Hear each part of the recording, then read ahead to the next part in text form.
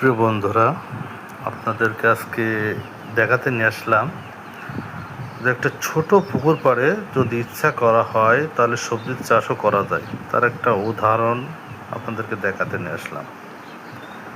এটা আপনারা অনেকে চেনেন, অনেকে চেনেন না। কোনো কোনো লোকে একে ধুন্দল বলে, আবার কেউ কেউ মিষ্টি পোল্লাও বলে। আমি এই পুকুর পাড়ে গিয়েছিলাম খুব সকালবেলায়, মিষ্টি মিষ্টি রোদ উঠছিল। আসলে আপনাদেরকে না দেখালে বোঝানো যাবে না, আপনারা সরাসরি যদি দেখেন কি অমায়িক এবং কি সুন্দর, কি মনোমুগ্ধকর দৃশ্য। কেবলই রোদ উঠছে, মানে চোখ ধাঁধিয়ে যায়। সবুজের বুক চিরে হলুদের ফুল মাথা উঁচু করে দাঁড়িয়ে আছে, কি অসাধারণ।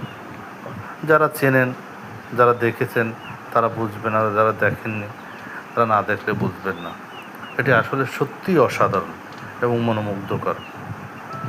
ভিডিওটি আপনাদের জন্য তৈরি করা হয়েছে। কেমন লাগলো অবশ্যই কমেন্টে আপনারা জানাবেন আপনাদের মতামত।